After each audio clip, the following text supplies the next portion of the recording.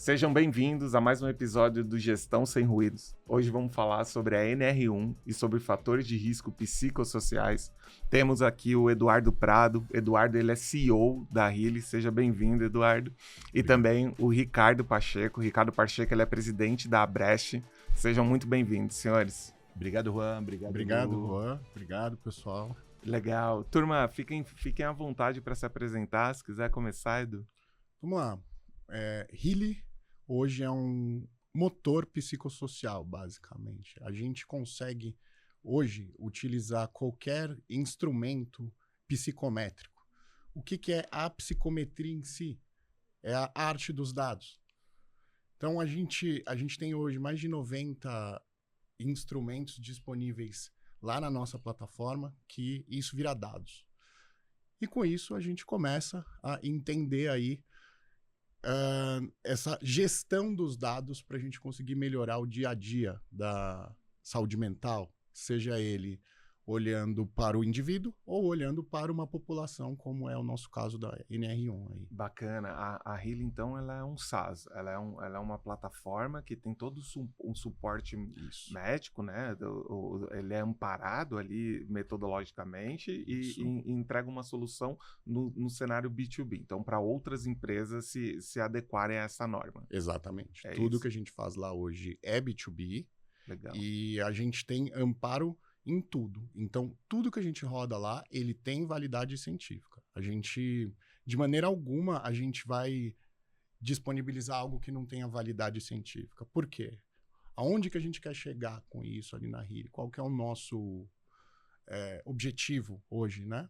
É que, através desses dados, a gente consiga dar segurança jurídica, melhorar o dia a dia das empresas, e automaticamente economia, né, para todo mundo. Melhor para quem está trabalhando, melhor para quem está ali na empresa fazendo gestão.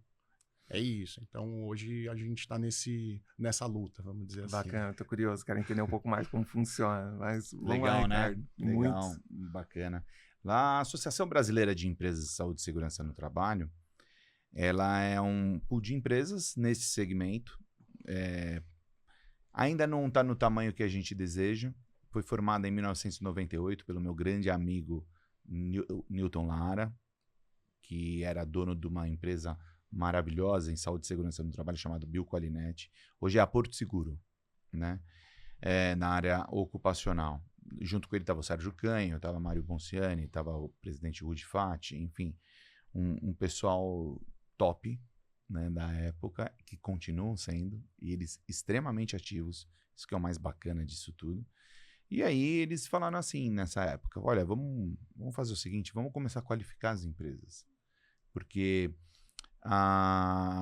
as normas regulamentadoras, e esse é um ponto que é interessante a gente começar a falar, Juan, daqui a pouco o que é uma norma regulamentadora, né? A norma regulamentadora apareceu em 94, essa em específico pela qual eu vou falar, que é o Programa de Controle Médico da Saúde Ocupacional, né? E a NR também, a 9, que era o Programa de Prevenção de Riscos Ambientais. Foi em 94 que apareceu, e aí então houve uma abertura para o mercado, né, para a formação de empresas prestadoras de serviços para todos os códigos nacionais de atividade econômica. Então aquilo que não era obrigatório ou era negligenciado, o tal do exame médico para as empresas, então ela vem à tona com a norma regulamentadora número 7 e a 9. E a Associação Brasileira, ela aparece, funda-se com esse pessoal, né? E em 98, olha só, então nós temos aí já um bom tempo de associação. Hoje nós temos aí cerca de 200 empresas qualificadas na prestação de serviços em termos de território nacional.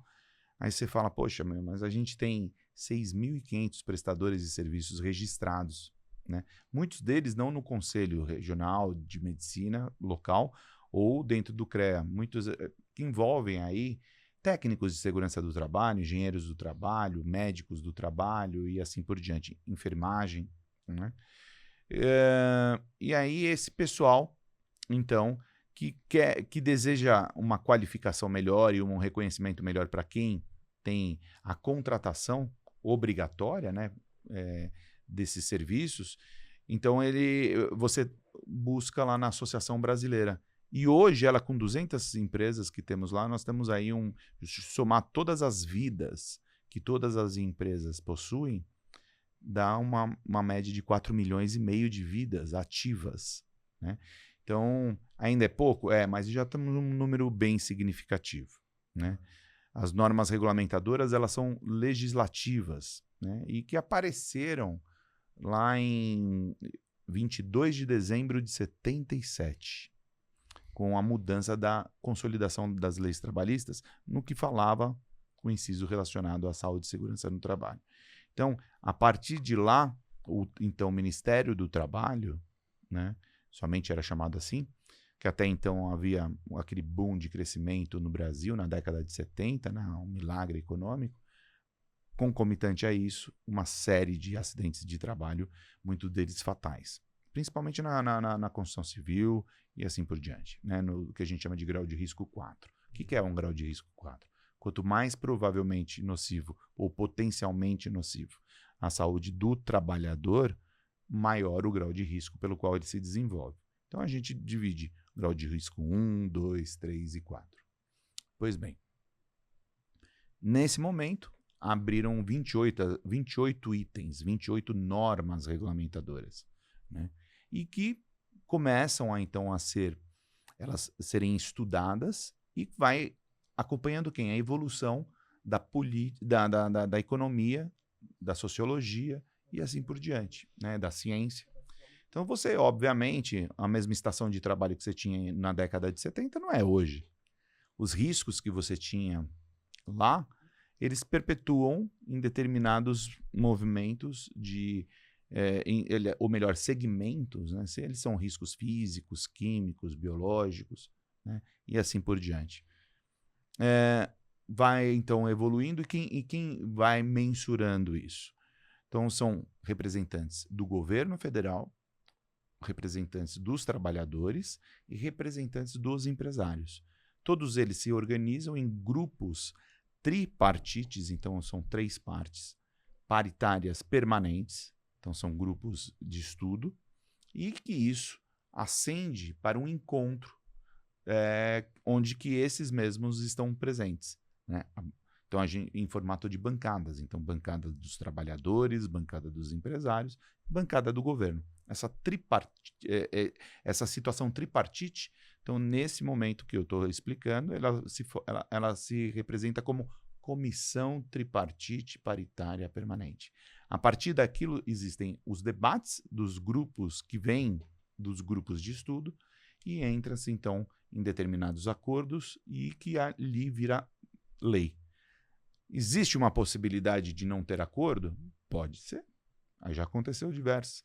E aí, então vai para quem? Vai para os deputados, senadores, é tudo aquilo que a gente não quer. Porque aí você já sabe.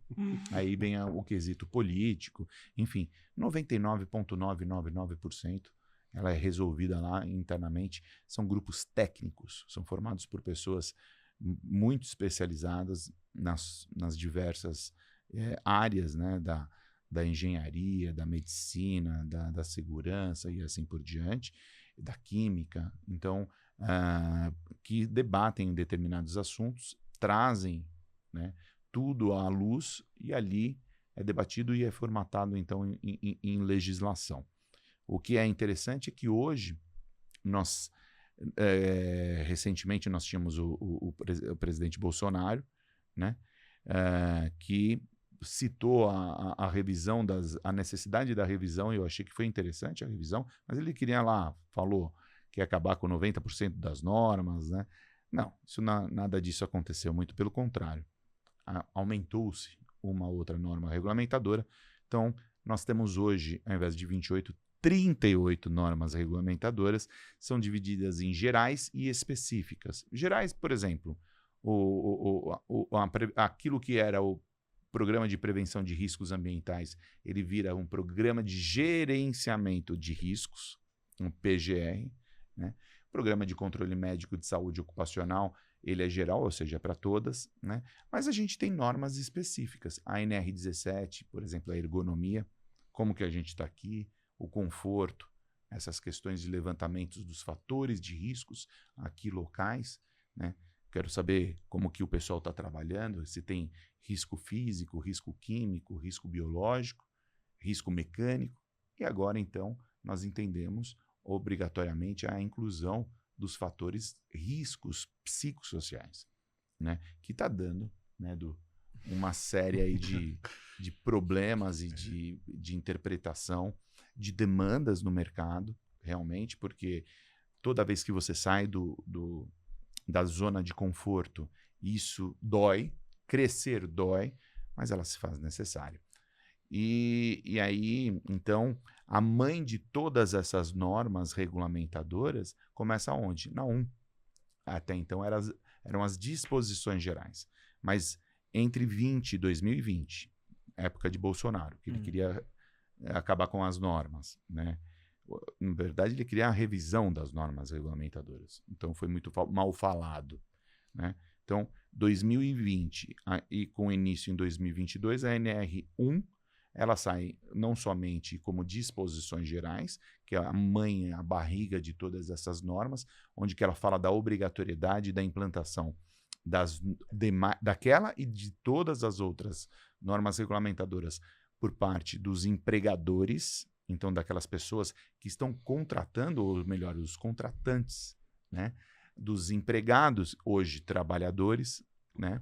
Então, que todos nós, independentemente se nós somos da CLT, consolidação da lei trabalhista, ou se nós estamos aqui através de uma relação contratual, é importante saber que nós estamos todos no mesmo ambiente de trabalho e todos nós estamos nos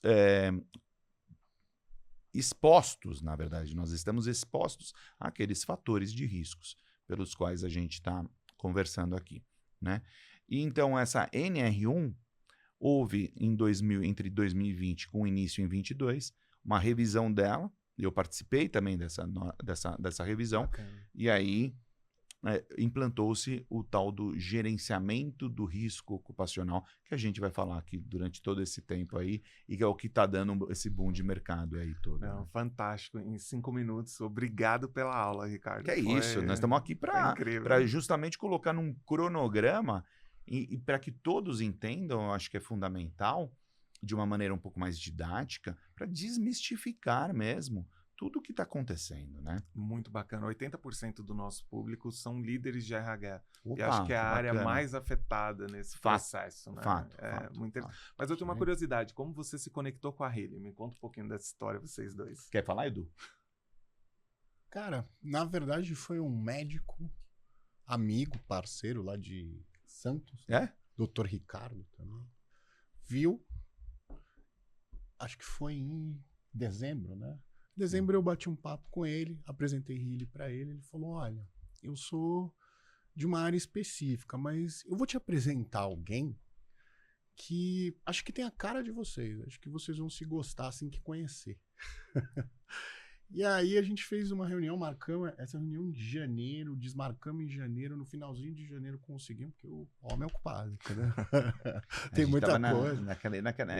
Foi naquele momento. né? Vive lá em Brasília, essas coisas. Fizemos a reunião, ele olhou e falou, cara, isso daí é diferente. Isso daí é diferente. Você tá olhando para os dados, você tá entregando uma coisa de uma maneira muito simples, muito rápida. E aí foi aí que a gente chamou ele para fazer parte do conselho da Healy. Então hoje ele fica com a gente olhando tudo que a gente está fazendo, dando validade nessa área médica, aconselhando a gente, falando, ó, aqui vai, ali não, volta um pouquinho e a gente escuta. Na verdade, é interessante deixar-se muito bem claro que quando nós estamos numa situação de desenvolvimento, né, eu sou prestador de serviço também, né, tenho uma empresa em saúde e segurança no trabalho. E então, como presidente da associação, o que nós queremos? Nós queremos que a nossa área, nosso segmento, ele seja um segmento extremamente fortalecido, né, e extremamente competente. Eu acho que é algo bem importante isso, sabe, Juan? E quando a gente fala de competente, a gente está falando de capacidade, habilidade, atitude e entrega, né? Então, o chá virou chai, né? Então, E aí, o que acontece? Quando nós nos deparamos, né, com profissionais que vestem e que introjetam aquele determinado segmento, ideologicamente, tá? O Edu é um cara que tem uma ideologia fortíssima nas questões relacionadas à tecnologia da informação, mas para facilitar a vida do homem, né? E isso dentro de princípios éticos, morais e cristãos, né? Então, o que a gente não vê muito por aí, e realmente nós estamos numa mudança de época, né? Não época de mudança, mas uma mudança de época, né? Então, hoje, se você não tiver a tecnologia a teu favor, você esquece, você está completamente fora de qualquer situação, hoje que envolva relações interpessoais, né? Então, da mesma maneira que nós enxergamos a questão do Healy, do software da Healy, claro, nós temos outros tantos aí que não estavam fazendo essa leitura, né? Porque não entendiam exatamente aquilo que vem a questão relacionada à saúde e à segurança no trabalho, mas falando do homem no seu todo, né? Então você tem o fator externo influenciando no fator interno e o fator interno influenciando no fator externo. E eu achei brilhante, assim como outros também diretores da associação viram, né? Outros empresários, né, viram o software, viram a maneira de desenvolver, e eu achei que é interessante o conhecimento de todos, porque ele está divulgando uma possível relação entre a tecnologia e o homem, causando bem-estar a todos, né? Que eu acho que isso é extremamente honesto. Sem dúvida. Né? Extremamente honesto. É isso que me conectou também com a Healy. Acho que a gente tem uma proposta muito parecida, mas em momentos diferentes do trabalho, né? Acho que enquanto a Greg ela tem o objetivo de buscar uma gestão mais justa, uma gestão mais fluida, onde a pessoa é reconhecida pelo seu resultado, então vocês entram com a ausência desses vieses antes, né? Vocês fazem um mapeamento organizacional. Né? Exatamente. Isso é muito importante. E eu entendo que eu quero um pouco mais de clareza nesse ponto, a gente vai abordar daqui a pouco, eu deixei uma colinha aqui. Quando a gente fala sobre fatores de risco psicossociais, nós estamos falando do indivíduo, ou então a gente está falando do grupo, a gente está falando da empresa, do ecossistema. Depende. Esse é Boa pergunta. Ótimo. Maravilhosa. E é onde está dando a maior confusão. A gente que está no dia a dia ali, acho que faz 1 ou 2 semanas que a gente fez uma reunião, aí, um bate-papo, né, Ricardo? E uma clínica apontou pra gente assim, olha, a gente já tá vendendo aqui a gestão. Olha, que legal, né? Eles estão vendendo a gestão. E explica pra gente como é que tá isso. Bom, a minha psicóloga vai fazer a entrevista com cada um e aí a gente vai gerar esse relatório. E aí a gente olhou pro dono da clínica, olhei pro Ricardo, a gente falou, putz, a sua psicóloga, ela disse que é assim? Exatamente. Então, existe uma diferença, Juan. Mapeamento e avaliação psicossocial. Sim. São 2 coisas diferentes. Avaliação, hoje, ela já é obrigatória pela NR 17. Então, por exemplo, você tem um cara que ele vai ser vigia. Ele vai usar arma. A gente precisa avaliar a cabeça dele para ver se ele tem uma condição de usar uma arma. Então, essa é uma avaliação psicossocial, que a gente vai olhar tudo. Algumas empresas usam para ir no ASO também, né? Sim, no atestado de saúde ocupacional. Exatamente. E a gente tem um mapeamento psicossocial. O mapeamento psicossocial, que é o que está vindo agora, que deu todo esse boom, é o quê? Ele inicia na gestão. Ele é o... Cara, ele é o todo, né? Ele é o todo. Ele é o todo. Deixa eu entrar nisso daqui, é bem importante, Edu, para somar e multiplicar o que você está falando no entendimento do Juan. Juan, existe, dentro dessas normas regulamentadoras, existe uma que é geral, né? E que ela é, cara, assim, eu acho que seria a grande mãe disso tudo, né? Aquela mãe que bota o filho no colo, sabe? E eu não imaginava isso até alguns anos atrás, né? eu como médico, veja, a minha formação inicial é cirurgia do aparelho digestivo. Sou cirurgião. Depois eu vi que eu tinha um quesinho bem grande para a questão de saúde pública, né? E aí, quando eu me vi, eu virei especialista em medicina do trabalho. Então, eu tenho uma ideologia em cima disso, né? Acho que a saúde tem que ser para todos, né?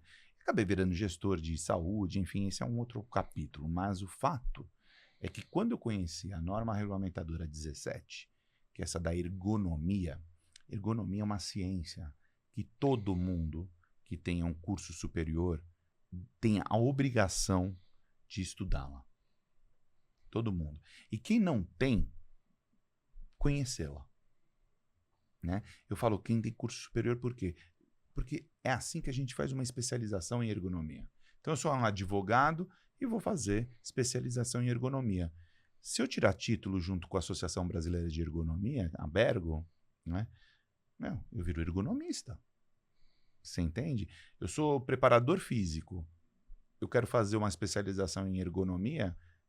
Presta o título lá da Bergo, passou? Você é ergonomista. Então basta ter um título, um estudo superior. Os demais têm que saber serem fatores de reprodução do negócio. Porque a ciência da ergonomia, eu quando era médico, lá no início na faculdade, né, eu acho que tem que isso daqui transferir esse sentimento para o estudante de medicina, falava em ergonomia, é só a relação tua com o móvel, que você está fazendo movimento repetitivo, e aí você conhece um fisioterapeuta, encaminha para fisioterapia para fazer reabilitação. Só questões da lombar. Não só, como também. Mas ela fala de conforto. E esse conforto envolve o conhecimento. Se você está trabalhando com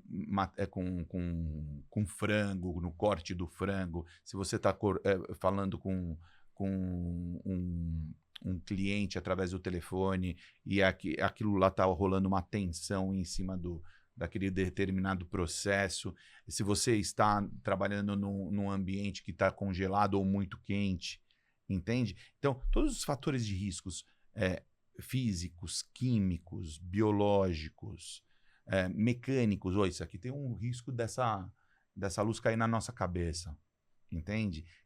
Então vamos fazer ergonomia. E, obviamente, nós estamos falando em conforto, nós estamos falando de fatores psicofisiológicos. Então, a psicofisiologia, ela já está envolvida dentro da NR17 há muito tempo. E eu diria, na revisão dela, desde 2022. Olha só. Então, em cima disso, a pessoa, quando vai avaliar um ambiente de trabalho, eu estou vendo aqui, por exemplo, nesse estúdio, temos tais e tais situações, ok? E eu preciso entender como que está a questão psicofisiológica tua. Isso. Então, esse psicofisiológico, ele já é fator de risco. Isso já está envolvido.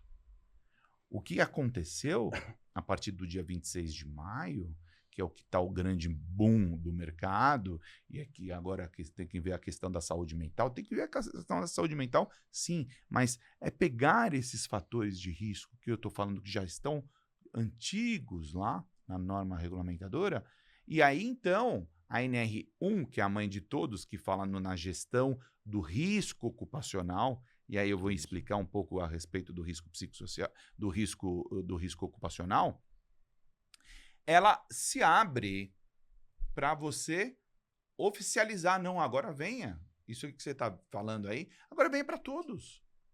Por quê? Porque se faz necessário.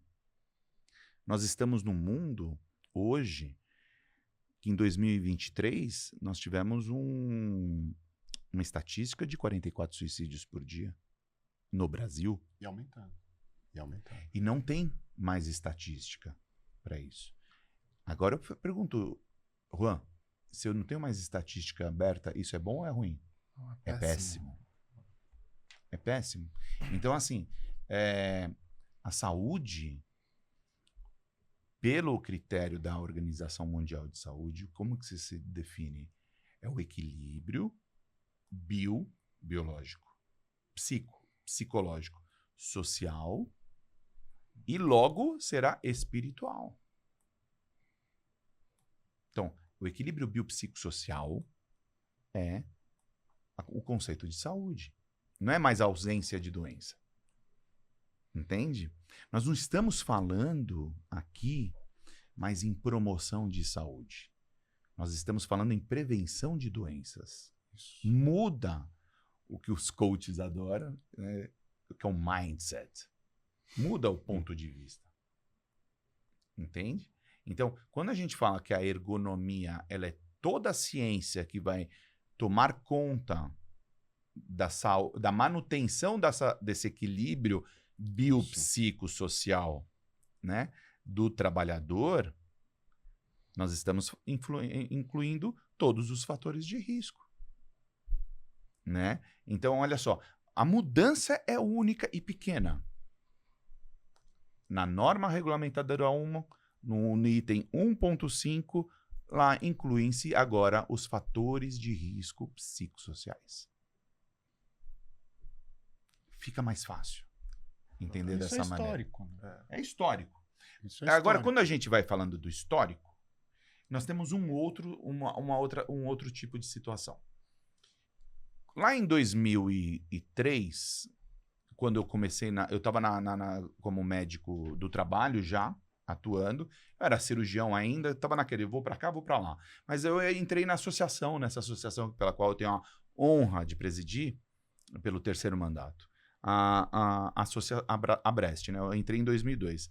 E aí, comecei a frequentar, né, as reuniões, encontrei pessoas, assim, são maravilhosas, não fazem parte da minha família, esses caras. É um negócio louco, né? Porque o problema teu e o problema meu, e a gente tá no mesmo segmento, cara, só muda de logradouro.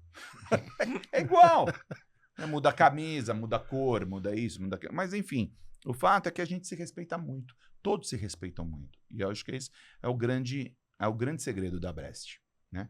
Então, aí a gente começou, e aí eu comecei a trabalhar lá dentro em favor da associação, mesmo não tendo cargo nenhum, mas lá para frente surgiu e eu entrei como diretor de ética e legislação. E aí comecei a fazer algumas palestras, que eu sempre fui um cara meio expansivo, assim, amigo de fungos e bactérias, né? Logo de cara, e isso é bom, cara, mas de repente, às vezes não, porque quem fala muito dá bom dia a cavalo, né? Com todo respeito ao cavalo.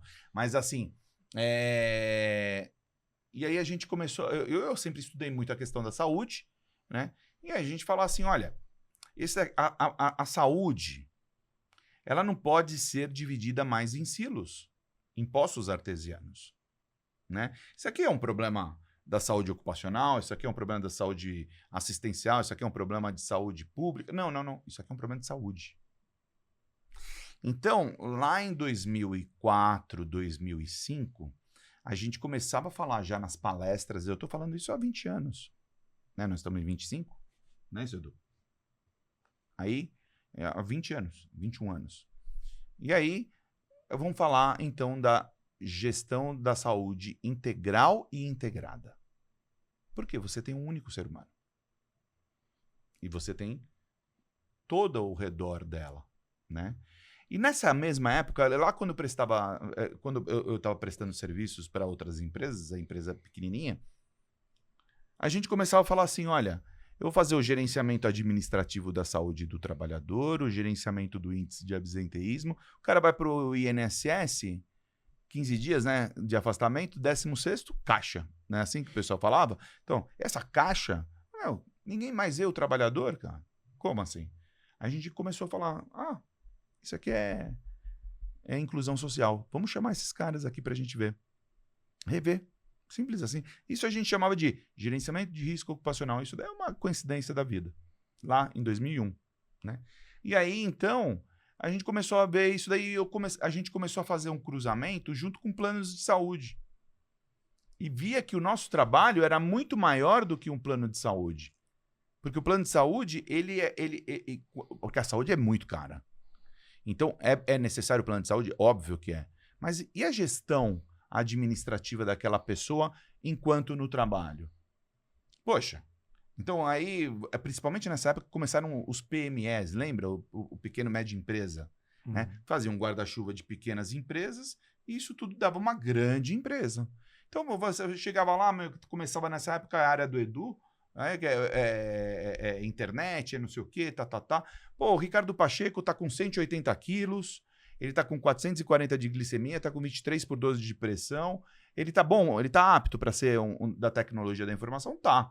Mas olha, vou te falar uma coisa, qual é a idade dele? Tá com 30 anos de idade. Ah, ótimo. Mas e se ele infartar? Se ele infartar, ele tem 2 caminhos. Ou ele morreu, acabou, ou ele fica torto. Se ele ficar torto, querido, ele vai precisar de home care, ele vai precisar de fisioterapia, vai precisar de nutrição, vai precisar de médico, vai precisar disso, daquilo. O plano de saúde dele vai custar quanto? Era R$200? R$200 fecha a conta? Não fecha. Aí começou a entender isso. A população vai pagar por ele. A população vai começar a pagar. Aí você pega lá, por exemplo, você vai para um pronto-socorro qualquer. Juan, a cada 100 pessoas que você atende no pronto-socorro, 70 não tem nada a ver com pronto-socorro. 70 não tem nada a ver. Não é emergência e urgência. Ele vai lá para conversar com o médico. Ele vai lá para pegar atestado, vai lá para pegar receita médica, para rever o exame dele. Isso atrapalha para quem está focado. Entende a questão da saúde primária, secundária, terciária? Então, qual a presença do médico do trabalho? Dentro das instituições? Cara, se eu te falar que eu nasci na mão de um médico de família, você acredita? Dr. Arildo de Oliveira Lobo fez os 3 partos da minha mãe, né? A cesárea, eu fui só o parto normal, o resto dos meus irmãos foram todos de cesárea. Aí ele operou meu pai, operou minha mãe, operou meu avô, operou todo mundo. Ele falava assim, ó, assim, Ricardo, você puxou tua mãe. Você puxou teu pai. Opa! Quem é o médico do trabalho? Se a minha empresa é a minha família, o doutor Arildo era o médico do trabalho da minha família. Será que o médico do trabalho não pode ser o médico da família da empresa? E deixar de ser um cara de exame, admissão, medidor de pressão? 2 Tá 2/8. Ah, encaminha lá pro ortopedista, encaminha lá pra ginecologia, encaminha pra... né?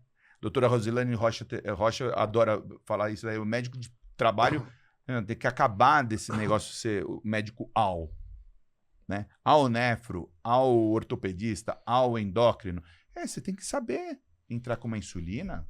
E com a atualização da norma, muda o papel desse profissional nas empresas? Evidentemente, porque não só na questão operacional, que ele precisa ser mais humanizado. Mais humanizado. Cara, eu vou falar uma coisa do lado de um cara que é gênio da informação, né, da tecnologia. Eu vou me arriscar a falar uma coisa que eu falei na última vez e o pessoal gostou. Como eu tô aqui na Greg, então eu vou falar o seguinte, ó. Juan, em época de inteligência artificial, nunca se foi tão necessário o ser humano. Eu vou falar uma outra coisa. O médico que não souber ler o espírito do paciente, ele vai ser trocado por máquina. Hashtag fica a dica. Nós estamos em 2025. Então, daqui, sei lá, 6 meses, 7 meses, talvez tenha sentido o que eu estou falando. O movimento, a Greg existe há 4 anos, pouco mais de 4 anos, e no começo a gente falava muito de pesquisa de clima, vamos fazer mapeamento comportamental. Você falou uma coisa hoje as pessoas, elas pedem metodologia integral. Elas falam, vamos falar de Ken Wilber, com base em que vocês criaram esses métodos, enfim. Você está correto, está cada vez mais buscando o integral, a pessoa como um todo, né? Tô falando aqui. E começa lá na gestão, que é onde vocês fazem. Olhando isso em um todo, veja só, você tem lá hoje gestão em um todo para descomplicar, certo? Definição de meta, toda coisa. A gente, não necessariamente, a gente está antes de vocês. A gente está ali no meio. Exato. Aonde a gente vai devolver para você um dado falando assim, olha, essas metas aqui estão fazendo mal para essa população aqui dentro. Que aí você começa a ter o feedback de volta para o gestor. Que hoje, você ser gestor não é fácil também, né? Vamos olhar ali, o cara tem uma baita responsabilidade de todo mundo. A ideia nossa aqui no Healy, na Healy em si, é a gente poder entregar os dados para você poder ver. Putz, essas metas aqui estão matando minha equipe. Chega nesse nível, você consegue customizar a plataforma para pegar uma dor ou um processo específico e avaliar qual a condição, como estava o sistema em volta dele. Se a gente olhar para a NR1, para o risco psicossocial, ele tem fatores, né? Então, mudanças organizacionais. Acho que a gente já teve aqui. Exemplo, eu estou em um lugar, hoje eu trabalho olhando para dados. Amanhã eu chego, eu já não estou mais nos dados, eu estou em outra área. Mudar todo dia e não ter definição é ruim para todo mundo. É gestão base. Então, todos esses fatores psicossociais vão dar esse feedback de volta para a gestão. Evitar o quê? Evitar que ele vá para a mão do Ricardo. Exato. Evitar que ele vá para o afastamento. E se ele for para o mundo do Ricardo, Isso. né? Ele vai, o Ricardo, como médico, ele vai ter informação para sustentar hipótese diagnóstica, avaliação, conduta e prognóstico. Isso. Ele vai ter a seguinte situação. Olha, não é só o Ricardo. Vamos ver o profissional José Pedro, que ele é psicólogo. Aí pegou. Isso. O psiquiatra. Exato. Como que tá a questão do bem-estar? Como que tá a tua vida? Porque, veja, Juan, quem tá doente numa situação dessa é o trabalhador. O dono da empresa é trabalhador. Somos todos trabalhadores. Por isso, quando chega esse paciente para mim no consultório, eu chamo de paciente trabalhador. Essa é a definição que eu dou. Esse paciente trabalhador está com tantos anos de idade, devidamente registrado sob a função tal, né, na área tal, cursava assintomático até que aconteceu tal coisa. Entender o histórico dele. Olhar os dados. Você consegue fazer um diagnóstico do indivíduo, mas olhando para o ambiente onde ele está no trabalho, né? Porque se aquele ambiente é tóxico, se aquele grupo está ruim, isso pode ser um reflexo no indivíduo. Exato. É isso que as pessoas não estão entendendo. O mapeamento psicossocial é exatamente isso.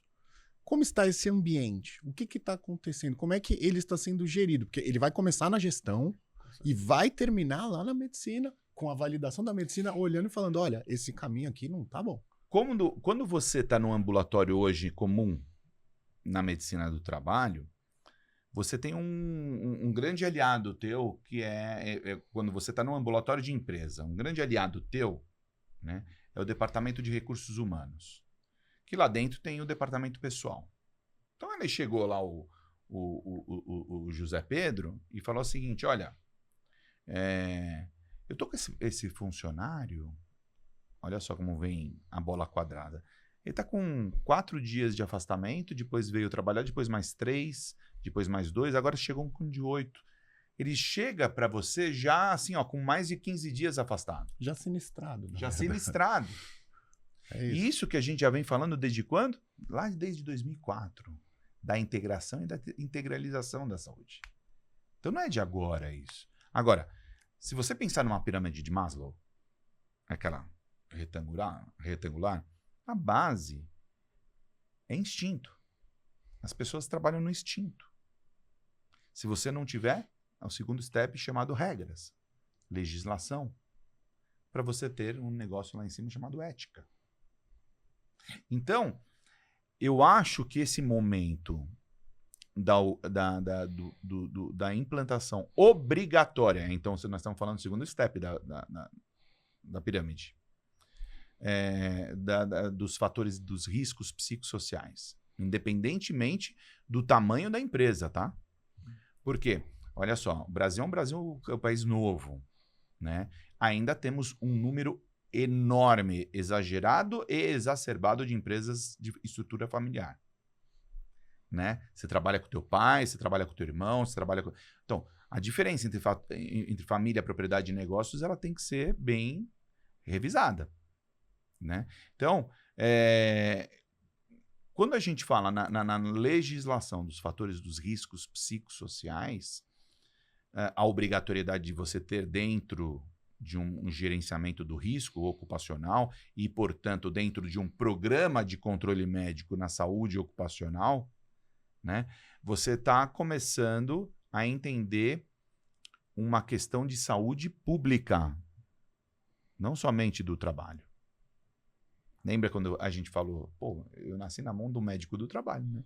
Que o médico do trabalho era o médico da família, né? Então, é isso no modo da gente pensar. Gerencialmente, obrigatoriamente, nós temos que começar a mapear essa instituição. Como é que você vai tomar conta de uma população sem você a conhecer? Perfeito. Perfeito. E aí entra, me surge uma dúvida. A portaria ela foi criada no ano passado, certo? Sim. A 1419. 1419. E ela entrou em vigência agora em 26 de maio, você citou, Isso, né? na verdade ela entrava agora em 26 de maio e obrigatoriamente ela vai voltar vai ser já para multa, autuação em 26 de maio do ano que vem. Essa é a minha pergunta. O que acontece agora, a partir de 26 de maio? O que as empresas precisam fazer para não serem multadas? Já se desenvolver estrategicamente, já deveriam de estar fazendo, né, por conta da 17. Só que assim, tudo é aos pouquinhos. Jeitinho. Nós estamos falando aí mais de 50 milhões de empresas, né, no Brasil. Então, tudo é devagar. Tudo é devagar, porque você envolve questões culturais, folclóricas, envolve o que você imaginar, envolve lá. Pois bem, só que agora é obrigatório. Então, se é obrigatório, você vai ter que fazer já, incluir. Por quê? Porque tem um órgão fiscalizador. Quem é um órgão fiscalizador? O Ministério do Trabalho. Ah, mas ele vai ter uma conta de não sei quantas pessoas. Assim, eu vou te afirmar que em breve estarão entrando 900 novos auditores do trabalho. Fora os 2.500 que já tinham contratado. Exato. Então, assim, 900. Só em São Paulo terão 275 novos. Então, assim, o pessoal vai vir com a fome mesmo para poder falar. Pelo menos você tem que implantar dentro do teu programa. Pelo menos você tem que citar isso dentro do teu programa. Por quê? Mas sou obrigado. Você é obrigado a fazer desde 74, desde 94.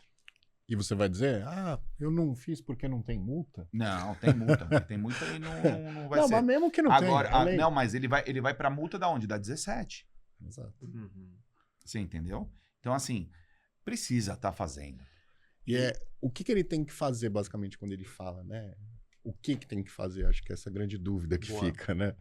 Mapear, analisar isso e criar o plano de ação. Exato. O que é um plano de ação? Aí entra essa integração toda que a gente fala. Healy, Greg, todas as coisas trabalhando em conjunto. Por quê? Por exemplo, mapeei a minha empresa lá, olhei cada setor e vi lá, eu tenho um risco alto de apoio à liderança. Então, o que quer dizer isso, né? Isso quer dizer que aquela galera que apontou que aquilo não está bom, não se sente apoiado pelos líderes. Então, o que você vai ter que fazer? Bater um papo com eles, gerar cursos. Aí tem um monte de ações que você pode tomar ali. Você vai fazer isso e vai montar um belíssimo plano de ação. O que é um plano de ação viável? Bom, isso daqui é urgente. O que define a urgência? Bom, o quão alto está esse risco? Alto é o quê?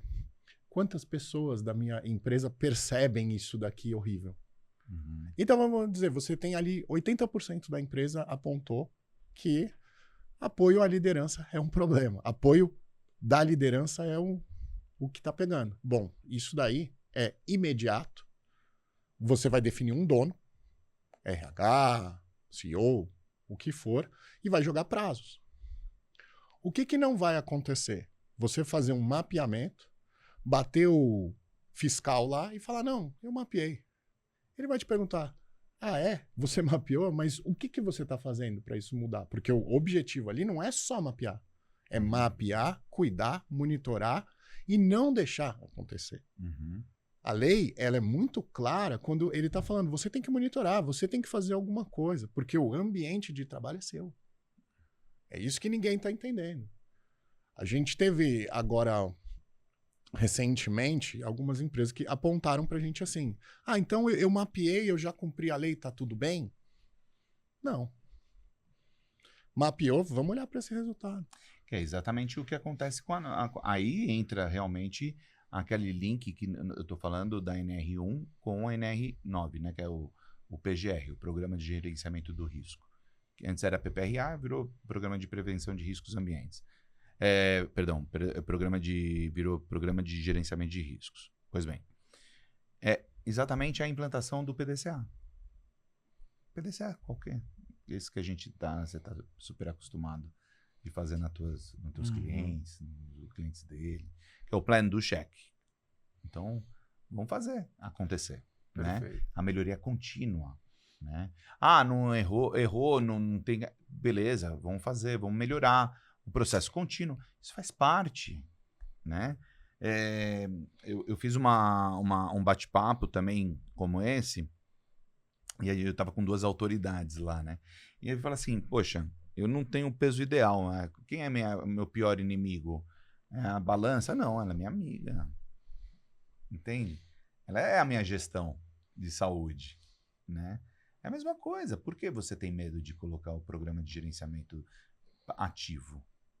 Por que por que esse medo de colocar os riscos psicossociais? Para mostrar o teu peso? Você está acima da balança? Mas aí, exatamente nisso, acho que entra também esse estigma. Sim. Não, agora eu tenho que cuidar da saúde mental do cara. Não, amigo. Você não é mãe do cara. Exato. Você não tem que cuidar necessariamente dele. O que você não pode fazer? Deixar ele doente. Você não pode ser o causador. Exatamente. Porque você é desorganizado, porque você muda as coisas todo dia, porque não tem apoio. Prevenção da doença. Isso que é o foco, é a prevenção da doença.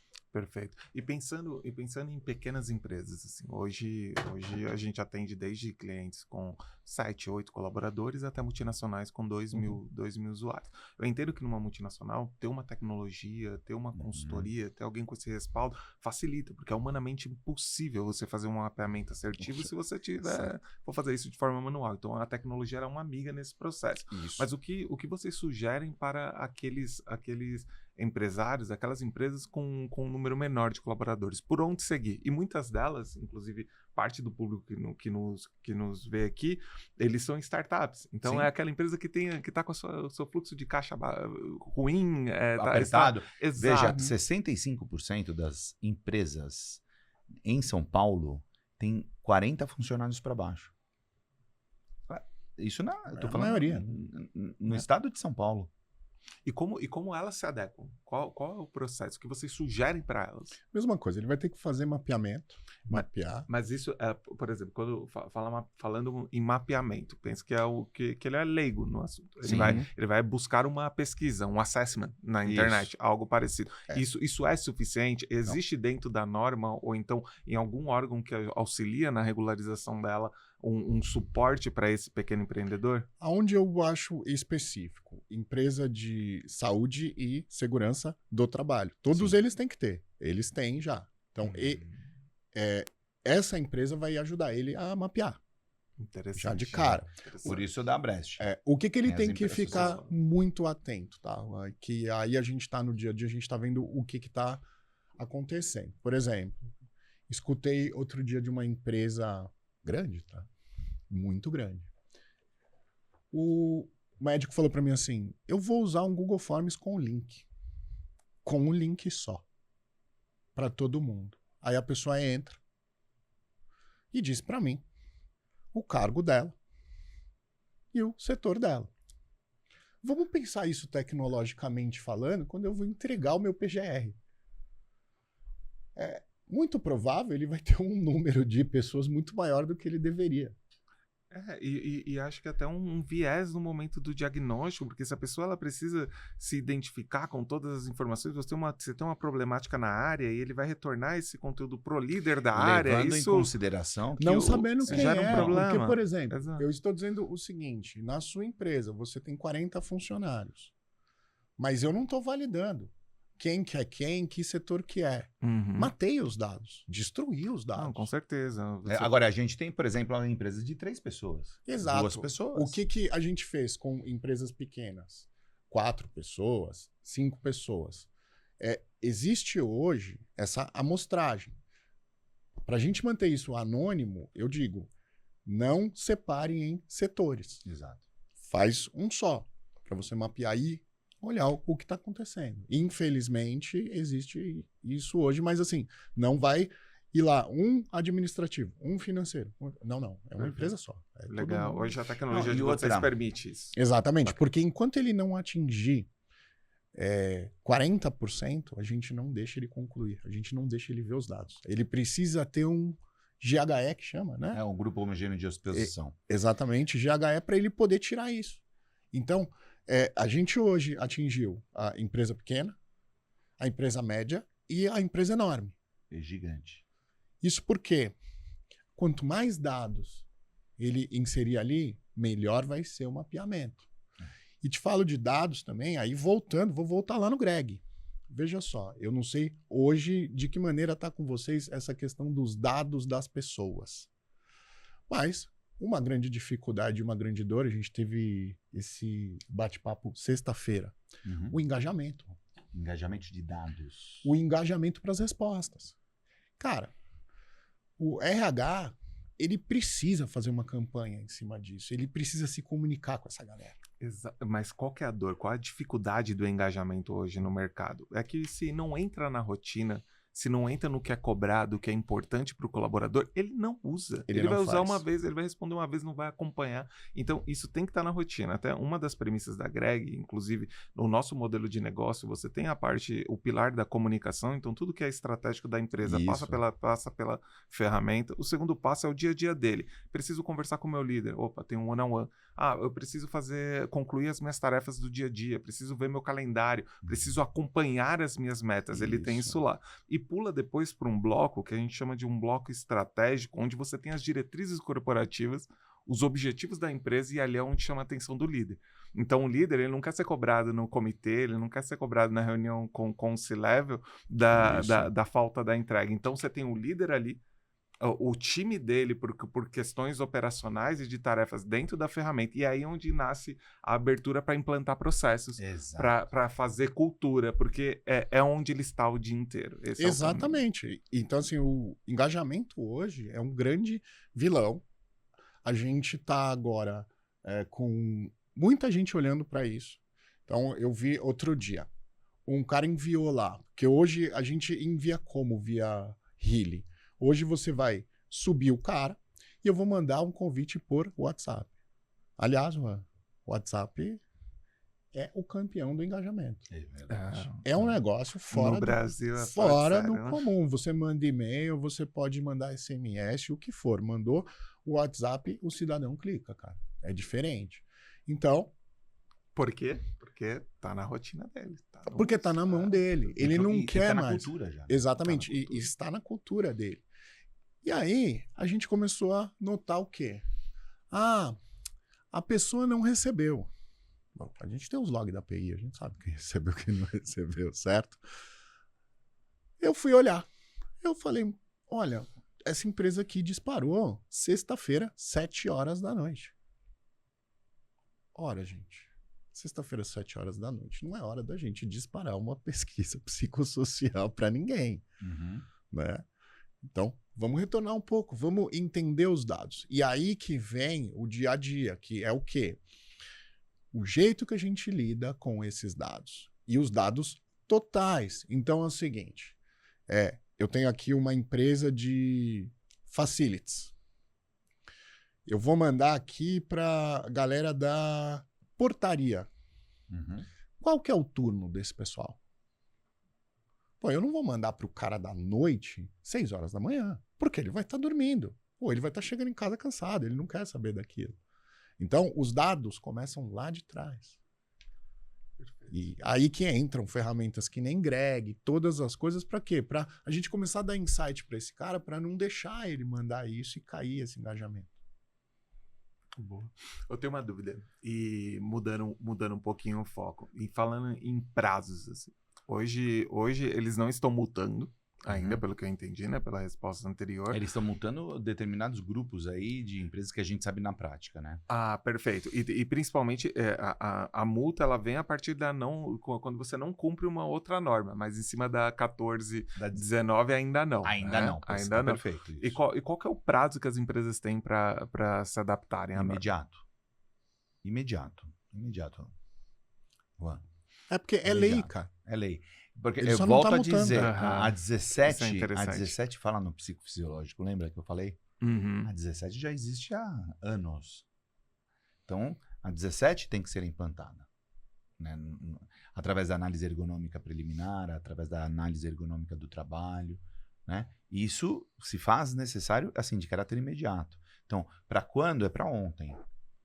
Tem que fazer. Porque, pelo menos, se faz necessária citação que você está envolvendo os riscos psicossociais. E que de lá você começou um programa de gerenciamento de risco. Isso não custa nada fazer. Perfeito. É super barato mapear isso. Não é caro. Não mesmo. Existe um drama muito grande em cima disso. Não. Não, olha, você vai ter que fazer. Eu vi muita gente dizendo assim: não, então eu vou ter que agora contratar uma psicóloga para dar terapia para cada funcionário. Não é ticket. Não, peraí. É ticket. A gente tá gestão. Exato. A gente está falando aqui do que está acontecendo na empresa. Se esse cara tiver doente, lógico, seria interessante você encaminhar lá na ponta. Claro. Mas aqui na NR1, para a gente cumprir NR1, não é necessário. Uma empresa séria hoje já faz isso, né? Exatamente. Você tem um colaborador doente, ela mesma já Exato. direciona, né? Exato. E eu tenho uma dúvida, como é que estão os fornecedores de soluções como a Healy hoje no mercado? Primeiro, tem alguém estruturado desta forma? Tem. Porque eu tenho participado de alguns eventos e o termo NR1 hoje é o tema, assim, né? Saúde. Chegou a estressar já, né? Eu tava no evento semana passada, a cada 3 estantes que eu passava, 2 era esse o tema. Então, eu vejo que o mercado está se movimentando, mas eu sinto falta de tecnologia nesse sentido. Eu vejo muita consultoria, muito suporte, mas não tech, assim. E isso me dá um receio, porque fica tudo muito artesanal e não escala. E aí eu começo a enxergar alguns gaps e uma sobrecarga muito grande nas áreas de RH. Para fazer isso rodar. Perfeito. Então, me fala um pouquinho como é que tá a percepção de vocês. Aí, assim, a tecnologia, vamos lá, eu como desenvolvedor, 20 anos já, o que eu tenho visto, tá? A tecnologia em geral, tá? Independente disso ou não, a gente está entrando num limite de uma bolha ali com as IAs, certo? Perfeito. Então, outro dia apareceu um cara no meu Instagram falando assim: mapeie os riscos psicossociais, você criando o seu próprio questionário no ChatGPT. Legal. Mandei pro Ricardo. Falei, Ricardo, o que tá acontecendo, cara? Ele tava lá em Brasília, inclusive, no dia. Eu falei, cara, você tá aí, o que tá acontecendo? O que é isso aqui? E aí ele bateu boca lá, discutiu lá. O que eu tenho visto? Tem muita gente boa vindo com novas coisas, muita gente com solução legal que funciona bem. O que eu aconselho? Busque empresas que já estão consolidadas e que vão te aconselhar. Não é a tecnologia pela tecnologia. E com respaldo médico. E com respaldo científico mínimo. Por quê? Científico, é obrigatório. Isso, porque quando a gente vai falar desses instrumentos, e aí vem a maior discussão de todo mundo da área, tá? Ah, não, o HSIT é o melhor. Ah, não, o Ergos é o melhor. Ah, eu gosto do CopSoc. Tá. Vamos olhar esses instrumentos um por um. Desculpa a ignorância, esses são fornecedores? São Não, órgãos. Questionários. Questionários. São os Perfeito. instrumentos psicométricos, né? Já consolidados. Só que é o seguinte, o cara quer aplicar CopSoc, que o mínimo dele acho que tem 43, 47 perguntas, e é um cara que não tem tempo. Opa! É o seguinte, cada ferramenta tem um porquê e um pra quê. Exato. Pensa, senta, não tem melhor. tem o que cabe para mim, o que cabe para você, o que cabe para ele. Exato. Então, olha, estuda e pensa. E monte esses dados de uma maneira que você vai dar saída nisso segura. Por quê? Tem muita gente hoje tirando conclusão que não tá legal. Exemplo, eu vi um relatório há 1 mês e meio atrás de um software dizendo o seguinte: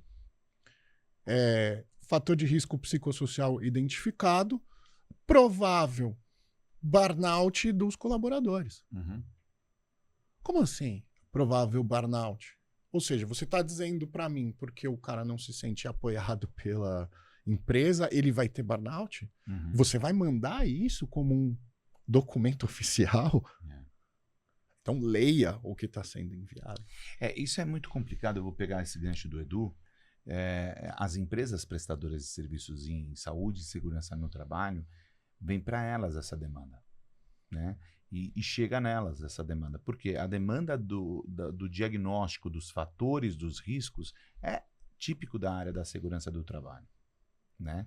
Se eu estou aqui mensurando quanto tem de temperatura, quanto tem na ergonomia, quanto que eu tenho na questão morfofuncional, quanto eu tenho aqui nas questões psicossociais, quanto que eu tenho psicofisiológicas, perdão, mas quanto eu tenho aqui, se tenho risco de elétrica, risco de... não sei, enfim, é a área da segurança no trabalho, né? Quem são? São os técnicos de segurança no trabalho, são os engenheiros de segurança no trabalho, são os médicos do trabalho, que todos eles são capacitados para isso, né? Inclusive, quando a gente falou lá atrás a questão do risco, grau de risco da empresa, né? O que é o grau de risco da empresa? É o quão possivelmente nocivo a saúde do trabalhador tem aquele determinado exercício laboral. E é caracterizado em 75%. Então, isso é tão antigo, olha só. A identidade da empresa. Quem é a identidade? O CNPJ, né? Antigamente o CGC, né? É isso assim. Embaixo vem um negócio chamado CNAE. Código Nacional de Atividade Econômica. Esse Código Nacional de Atividade Econômica, estatisticamente, ele te joga para um grupo de Comissão Interna de Prevenções de Acidentes e Assédio e automaticamente para um grau de risco da empresa. Então, por exemplo, nós estamos aqui sentados, tudo bonitinho. Então, ótimo. Para esse Código Nacional de Atividade, se nós fôssemos uma empresa aqui, né, eu tenho o meu Código Nacional, ele me remete para um grau de risco. No caso aqui é grau de risco 1. É só mecânico, enfim. A gente não está mexendo com lixo, a gente não está mexendo com alimento, nós não estamos mexendo, não tem barulho, nós estamos numa sala com ar-condicionado perfeito, né? Então, assim, uma iluminação adequada, um iluminamento adequado, enfim, grau de risco 1. Agora, se eu for, por exemplo, para um motorista, começa a ter barulho, vibração, você começa a ter uma exposição maior, né, acidente, então grau de risco 2, 3 e assim por diante. Então eu tenho um professor universitário, fica muito tempo em pé, aquela coisa toda. Se eu tenho um garçom morfofuncional, manipulação, transporte de alimento, né? Então você vai aumentando. Você tem um pedreiro, por exemplo, vai cimento, né? E aí vai, e tudo isso é um código nacional. Quanto maior o número de trabalhadores registrados com aquele determinado número, o grau de risco, obrigatoriamente, isso eu estou falando há muitos anos, você tem que obedecer uma norma regulamentadora chamada número 4, que é o Serviço Especializado em Segurança e Medicina do Trabalho. É aquele médico que fica na empresa obrigatoriamente, o engenheiro que fica lá obrigatoriamente, o número de técnicos de segurança, o número de técnicos de enfermagem, de enfermeiros, entende? Então, você é obrigado a formatar o quê? O SESMIT da empresa. Esse é o SESMIT, o Serviço Especializado. Grande parte das empresas, por número óbvio, a nível Brasil, você não precisa constituir um SESMIT. Então, quem toma conta dessas empresas? Os SESMITs externos. Então, são essas empresas prestadoras de serviços em saúde e segurança no trabalho, que a associação vem com um grupo muito bom de empresas, todas com selo de qualidade, de prestação de serviço, para poder orientar os seus clientes. Você entende? Então, essas empresas prestadoras de serviços em saúde e segurança no trabalho são, estão numa magnitude grande para poder orientar seus clientes a instituir os fatores de riscos psicossociais dentro da norma regulamentadora número 1. Entende? Então, essa demanda vem para lá. Junto com elas, vem toda essa galera periférica que a gente chama que é suplementar, que é muito importante. Depois que instituiu, o que fazer com esses riscos? O psicólogo Aí vem organizacional, o médico. Psicólogo organizacional, o médico, enfim, vem uma galera. RH. O RH trabalhando junto. Né? A grande pergunta que a gente tem feito: quem é o dono do risco psicossocial dentro da empresa? É o RH? E aí, doutor? O dono é que o você CNPJ. O dono é o CNPJ. O Então dono é o você vai CNPJ. dividir entre todo mundo lá dentro, cara. É. Precisa envolver todo mundo. Você comentou, vai abrir um parênteses aqui, você falou de IA. Isso. Né? Você falou que algumas ações, empresários tentando fazer um mapeamento utilizando inteligência artificial. Me corrija se eu estiver errado, por favor. Eu acho difícil fazer um mapeamento utilizando IA, mas pensando em planos de ação, acho que a IA pode ser uma ferramenta muito importante no processo. A gente usa. Então, importante para sinalizar, para lembrar, para organizar esses dados, para dar insights para a gestão de comportamentos que talvez contribua para a não manifestação dessas problemáticas. Então, eu acho que IA ela pode ser um aliado se uma vez bem usada e no momento certo. A gente usa para montar o nosso relatório lá. E aí eu posso te afirmar pela nossa pesquisa que a gente é a única empresa que usa para montar o relatório IA hoje. Então a gente faz a análise de uma maneira legal, aquele trabalho, tudo que você já deve ter passado também, empurrar aquela porrada de dados direto dentro de um pipeline, voltar e validar com diversos modelos para ver quem não te deixou na mão, quem alucinou, mas a gente conseguiu utilizar. Aqui, deixando muito claro, eu sou muito a favor do uso da IA, da maneira certa, do jeito certo.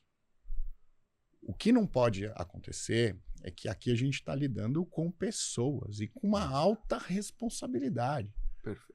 Então, se ela alucinar e olhar um risco que é ok e alucinar, jogar aquilo para um risco horrível, cara, você imagina a consequência disso. É uma consequência muito grave. Então, por isso, desse alerta. Aí, Juan, entra naquela coisa, né? Na época de IA, nunca se esteve tão humanizado. Verdade. E para quem não entende, até falar direto ali na câmera, essa alucinação ela acontece muito no momento em que a gente está treinando a inteligência artificial. Independente se é Google, se é OpenAI, o que for, a gente vai trazer esses indicadores, a gente vai criar talvez agentes, talvez mecanismos ali para treinar. Mas se você quer moldar uma inteligência artificial para o seu negócio, ela já saiba que ela vai alucinar em alguns momentos e é sua responsabilidade calibrar isso. Porque entregar uma solução de IA onde você não tem isso devidamente mapeado, você coloca em risco o seu negócio e o negócio do seu cliente. Né? Exatamente, perfeito. É isso, cara. Usar IA com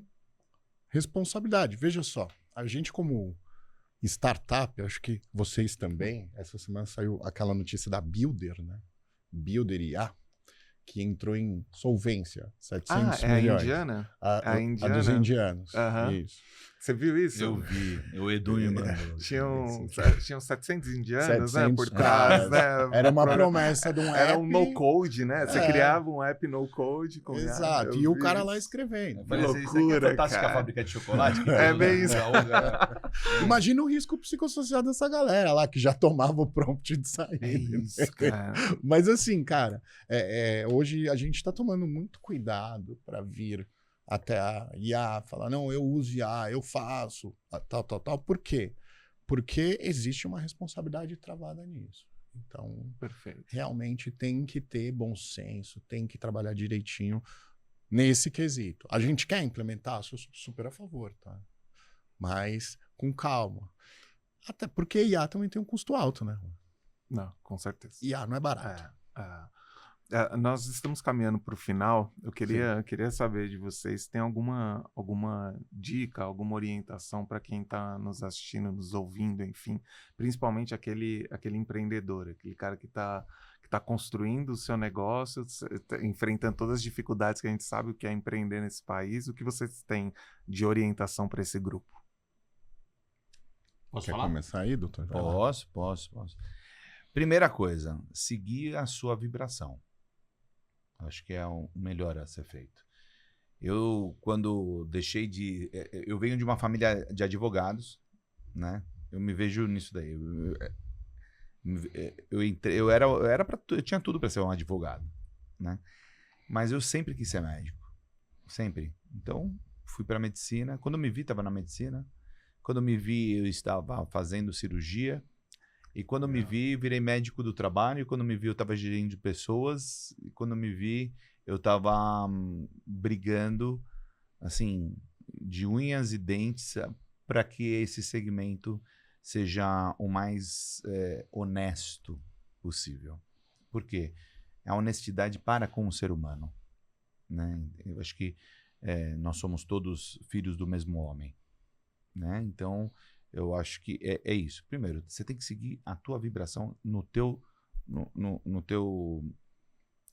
segmento. Segunda coisa, respeitar o próximo como a si mesmo, né?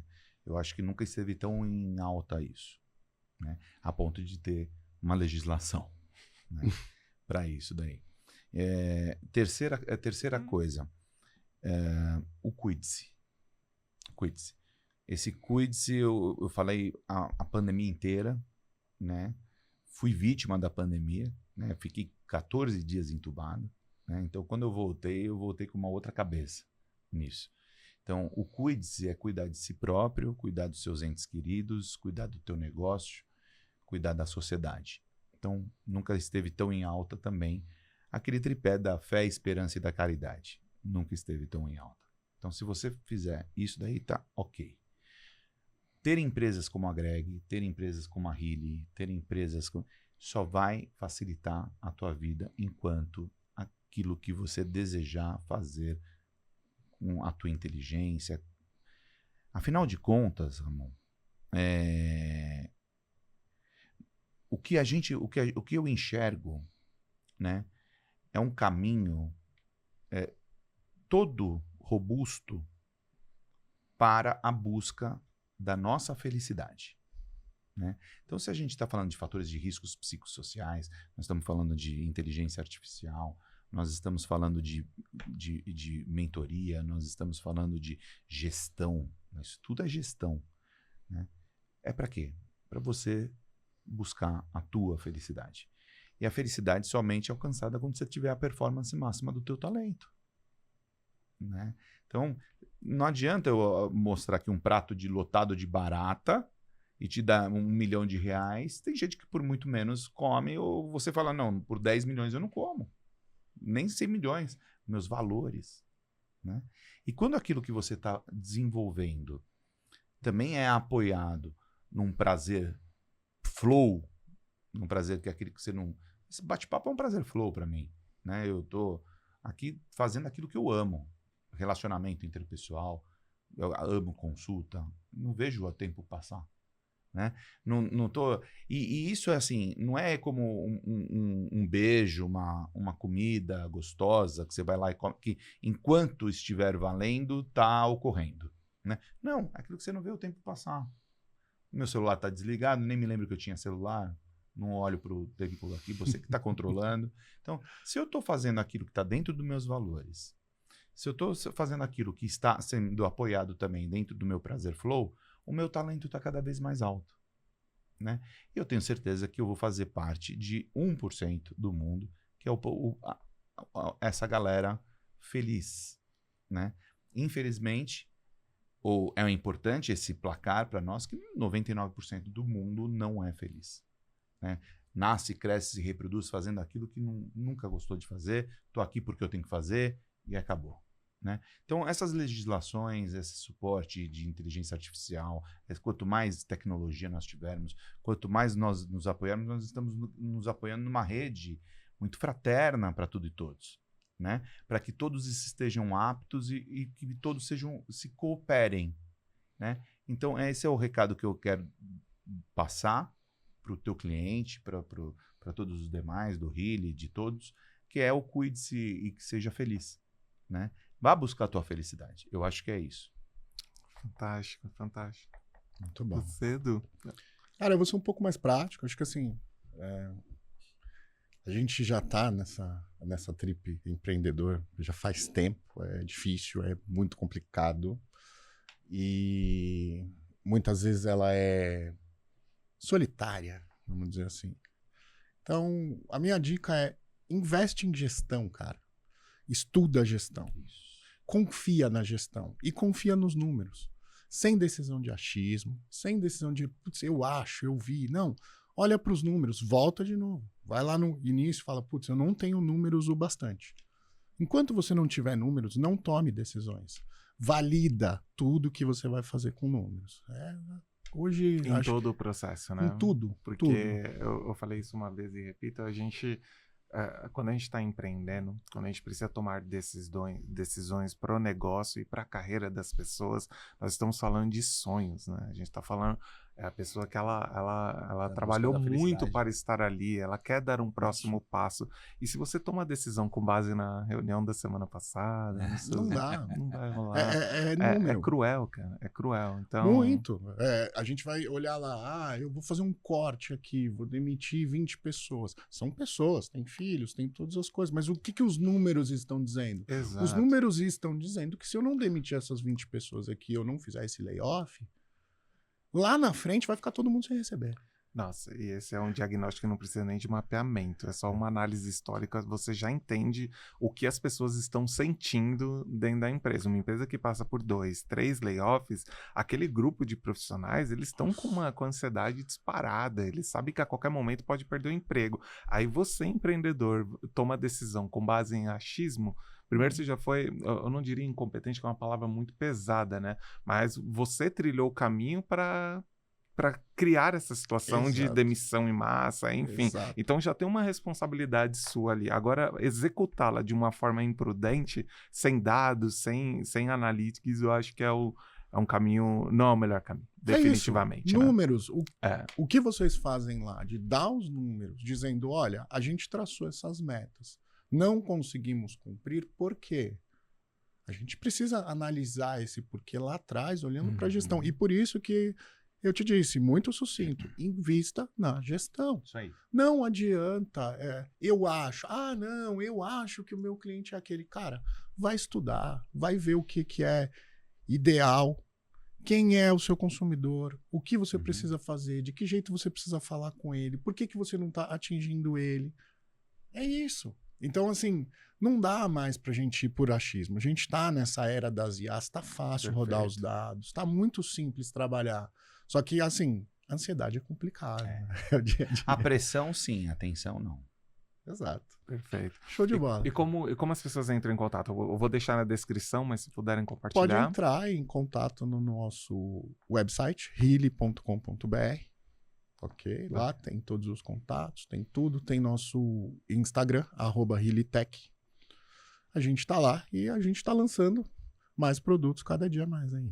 Bacana. E contigo, Ricardo? Então, para quem quiser, eu acho que é importante conhecer as empresas prestadoras de serviço que estão homologadas para poder realmente desenvolver trabalhos fantásticos. A gente tem a Brest, @abrest.oficial no Instagram. Né? A Brest é AB, Associação Brasileira de Empresas em Saúde e Segurança no Trabalho. Então, esse daí são 2 S. Né? E o meu pessoal é Ricardo Pacheco, lá no Instagram. Perfeito. Senhores, muito obrigado pela presença, foi fantástico. E uma aula que vocês nos deram sobre a NR1. Obrigado pela Show de bola abertura, estar aqui com fantástico. vocês sempre. Vamos nessa.